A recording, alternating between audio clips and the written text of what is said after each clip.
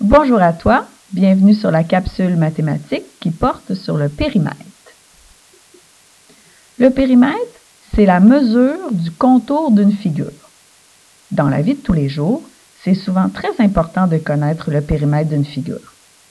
Par exemple, pour clôturer ce terrain-là, j'aurai besoin de connaître la mesure de son contour, j'aurai besoin de connaître son périmètre pour pouvoir estimer combien de bois j'ai besoin pour la construire. Si je veux peinturer le contour de ce terrain de soccer, j'aurai également besoin de connaître son périmètre. Si j'ai envie de placer une bordure décorative autour de cette fenêtre-là, j'aurai également besoin de connaître son périmètre.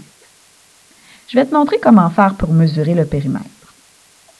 Par exemple, si je voulais trouver le périmètre de ce triangle-là, il faudrait que je sorte ma règle et que je mesure chacun de ses côtés. Donc, le premier côté qui mesure 4 cm.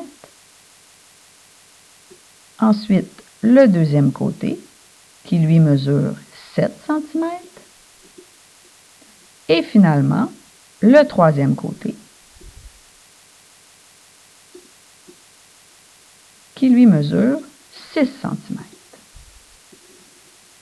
Pour connaître le périmètre, je n'ai donc plus qu'à additionner les trois mesures que j'ai trouvées. 4 cm, plus 6 cm, plus 7 cm. Ce qui me donne un périmètre de 17. Et comme j'ai mesuré avec ma règle et que j'ai mesuré en centimètres, j'aurai également besoin d'écrire l'unité de mesure. Dans ce cas-ci, c'est centimètres, mais ça aurait pu être mètres, millimètres ou même kilomètres. L'important, c'est d'inscrire l'unité de mesure avec laquelle j'ai mesuré. Je te donne un autre exemple. Si je voulais connaître le périmètre de ce rectangle-là, alors je n'aurais qu'à mesurer ses côtés. Alors, premier côté qui mesure 4 cm. Je n'ai pas vraiment besoin de mesurer ce côté-là, parce qu'étant donné que je sais qu'un rectangle a des côtés congrus, quand ils sont un en face de l'autre, je sais que ce côté-là mesure également 4 cm. Donc, je sauve un petit peu de temps. Si je veux mesurer l'autre côté, par contre, j'aurai besoin de ma règle. J'aurai besoin de la placer comme il faut pour constater que mon côté mesure 10 cm. Je peux ainsi deviner que celui qui est en face mesure également 10 cm. Quand c'est un rectangle, je peux sauver un petit peu de temps sur la mesure. Je peux également sauver un petit peu de temps sur la phrase mathématique en écrivant 2 fois 10 cm, celui-ci et celui-là, ce qui donne 20, plus 2 fois 4 cm, ce qui donne 8.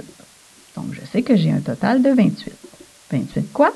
28 cm. Très important de mettre l'unité de mesure. Il va arriver parfois que tu vas rencontrer une figure qui a un quadrillé à l'intérieur. Ce quadrillé-là va nous servir principalement à calculer l'aire de la figure, mais ça, je te le montrerai dans une autre capsule.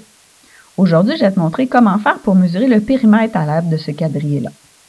Alors, on sait qu'un petit carré mesure 1 cm sur chacun de ses côtés. Donc, je sais donc qu'ici, j'ai 3 côtés de petit carré. J'ai donc 3 cm. Même chose ici. 1, 2 et 3. Ici, j'ai 4 carrés, donc j'ai 4 côtés de carré pour un total de 4 cm. Ce côté-ci mesure 2 cm.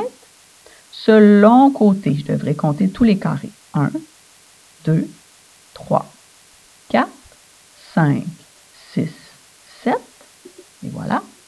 Et le dernier côté, 1, 2, 3, 4 et 5.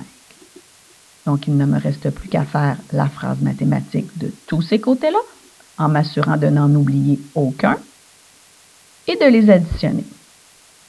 Donc, je pourrais grouper les additions 2 par 2. Donc, 3 et 3, ça fait 6.